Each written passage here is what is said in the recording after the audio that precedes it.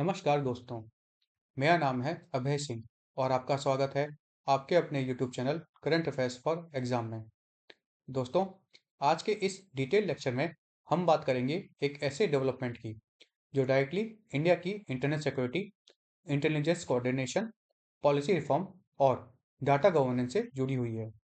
Topic है net grid NPR integration, जो recently news में आया है और जिसको यूपीएससी ने ऑलरेडी मल्टीपल बार इनडायरेक्टली टेस्ट किया है।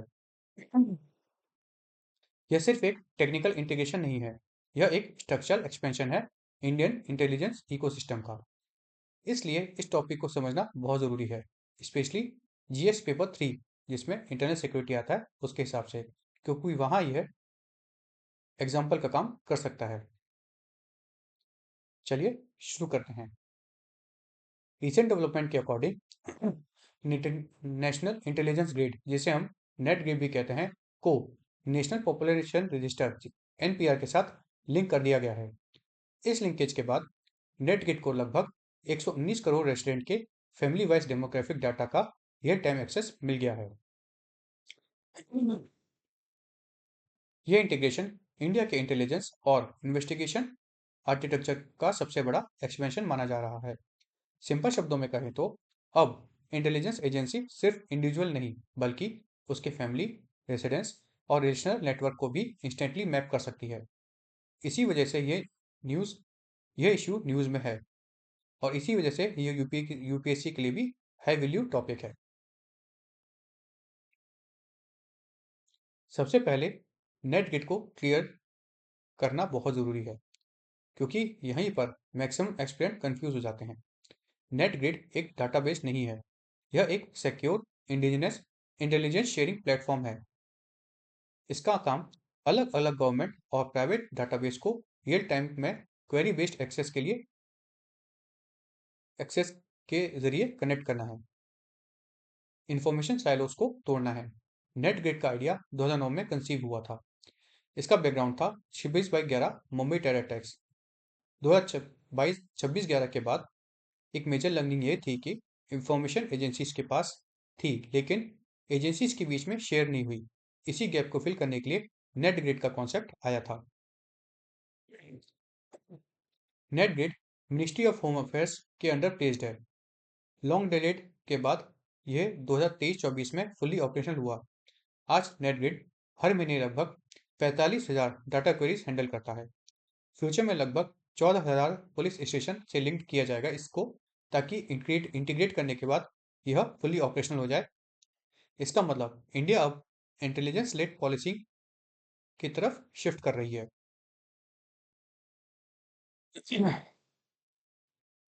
Initially net grid access limited थी 10 सेंट्रल एजेंसीज तक।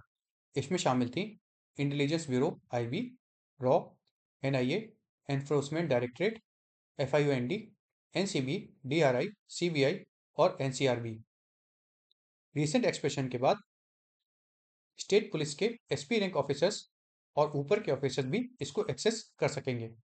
इसका significance central state intelligence coordination का एक स्ट्रॉन्ग डिजिटल बैकबोन तैयार हो रहा है।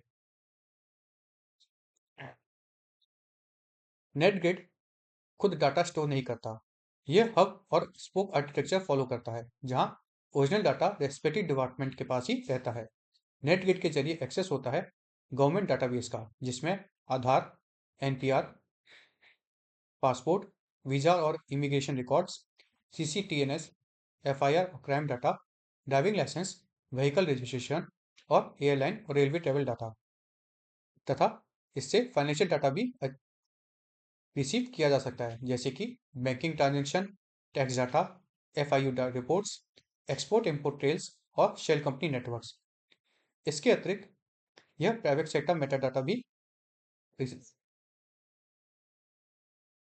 ले सकता है, जैसे कि telecom calls, detail records, FASTag movements, insurance record और ट्रांजेक्शन लॉस। इसका इंपॉर्टेंट पॉइंट यह है कि कंटेंट एक्सेस नहीं होता, सिर्फ मेटा डाटा होता है।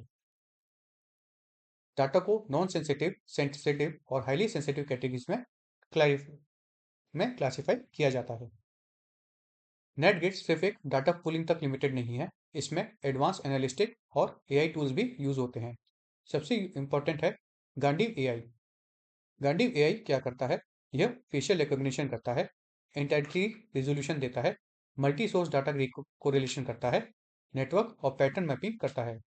आज जब एनपीआर इंटीग्रेट हो चुका है, तो गांडीव को फैमिली वाइज डेमोग्राफिक डिटेल का भी एक्सेस मिल गया है।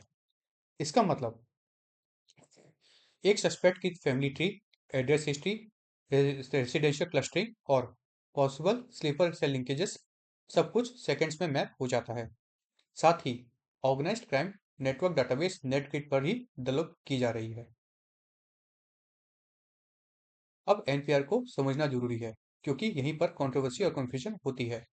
एनपीआर इंडिया की सभी यूजुअल रेसिडेंट का नेशनल वाइड डाटाबेस है। यूजुअल रेसिडेंट का मतलब होता है जो 6 महीने से रहे हो या अगले 6 महीने रहने का इंटेंशन रखता हो। एनपीआर में डाटा होता है नाम, एज, जेंडर, एड्रेस और फैमिली रिलेशनशिप। यह एक लीगल बेसिस से प्रोवाइड होता है सिटीजनशिप एक्ट 1955 और सिटीजनशिप रूल्स 2003। पहली बार 2010-11 में के सेंसेक्स में यह कंपाइल हुआ था। 2015 के उसमें से अपडेट किया गया था। सेंसस 2027 के साथ यह अपडेट होगा या नहीं, अभी यह डिसीजन पेंडिंग है। एनपीआर को एनआरसी का फर्स्ट स्टेप माना जाता है, लेकिन दोनों लीगली डिफरेंट हैं। अब हम कोर इम्पैक्ट पर आते हैं। इस इंटीग्रेशन के बाद आइडेंटिटी वेरिफिकेशन बहुत फास्ट हो जाता है। फेक आइडेंटिटीज डिटेक्ट करना इजी होता है। इलीगल माइग्रेशन और स्लीपर साइट ट्रेस करना आसान होता है। फैमिली और रेसिडेंशियल लिंकेजेस ट्रैक की जा सकती है। काउंटर टेररिज्म पर्सपेक्टिव से देखें तो इंडिविजुअल नहीं, पूरा इकोसिस्टम ऑफ एसोसिएशन इन्वेस्टिगेट होता है। ऑर्गेनाइज्ड क्राइम और फाइनेंशियल क्राइम में बेनामी networks, proxy family members, money laundering trails सब ज़्यादा एफिशिएंटली डिटेक्ट हो सकते हैं। अब इस टॉपिक को दूसरा साइड देखते हैं, कॉन्स्टिट्यूशनल कंसर्न। इसमें मेजर इश्यूज हैं net gate access mandatory FIR के बिना भी हो सकता है, रिस्क ऑफ प्रोफाइलिंग और सर्विलेंस ओवररीच, और फंक्शन क्रीप, एक पर्पज के लिए बना सिस्टम दूसरे काम में यूज हो सकता है। इंडिया का चैलेंज है कॉम्प्रिहेंसिव डाटा प्रोटेक्शन फ्रेमवर्क अभी फुल्ली ऑपरेशनल नहीं है। और इसमें एडिशनल कंसर्न्स भी हैं। एडिशनल कंसर्न्स ये हैं कि नेट ग्रिड आरटीआई से एग्जम्प्ट है, ट्रांसपेरेंसी इसमें लिमिटेड रहती है। इस मामले में गवर्नमेंट का कहना यह है कि एक पर्पज बेस्ड एक्सेस है, रूल बेस्ड ऑथराइजेशन इसमें मिल दिया जाता है, लॉगिंग और ऑडिट ट्रेल्स रखी जाती है तथा सीनियर लेवल अप्रूवल लगते हैं किसी भी चेंजेस के लिए। यूपीआईसी के लिए यह सबसे इंपॉर्टेंट पॉइंट है। इसमें एक्सपर्ट सजेस्ट करते हैं कि डेडिकेटेड नेट गिट लेजिस्लेशन होना चाहिए लीगल क्लैरिटी के लिए, इंडिपेंडेंट ओवरसाइट बॉडी होनी चाहिए जुडिशियल रिप्रेजेंटेशन के लिए, क्लियर प्रोपोर्शनलिटी प्रिंसिपल होने चाहिए और स्ट्रॉन्ग डाटा प्रोटेक्शन सेफगार्ड्स होने चाहिए। ऑब्जेक्टिव ये होना चाहिए कि नेशनल सिक्योरिटी और राइट टू प्राइवेसी के बीच एक कॉन्स्टिट्यूशनल बैलेंस रहे। फ्रेंड्स, यह टॉपिक जीएस पेपर 3 अर्थात internal security, intelligence reform, cyber security और पोलिसिंग एंड गवर्नेंस के लिए एक स्ट्रॉन्ग एग्जाम्पल बन के उभरता है। नेटगिट एनपीआर इंटीग्रेशन यह दिखाता है कि इंडिया रिएक्टिव पुलिसिंग से प्रोएक्टिव इंटेलिजेंस की तरफ बढ़ रहा है। डाटा ड्रिवन सिक्योरिटी गवर्नेंस का एरा शुरू हो चुका है, लेकिन साथ ही कॉन्स्टिट्यूशनल सेफगार्ड और अकाउंटेबिलिटी और ज़्यादा इंपॉर्टेंट हो जाती है। सिंपल शब्दों में टेक्नोलॉजी एक पावरफुल टूल है, लेकिन डेमोक्रेसी में उसका यूज बाउंड्रीज के साथ होना चाहिए। फ्रेंड्स, आज का सेशन यहीं समाप्त होता है। आपको हमारा सेशन फ्रूटफुल लगा तो लाइक शेयर सब्सक्राइब अवश्य कीजिएगा। धन्यवाद। जय हिंद, जय भारत।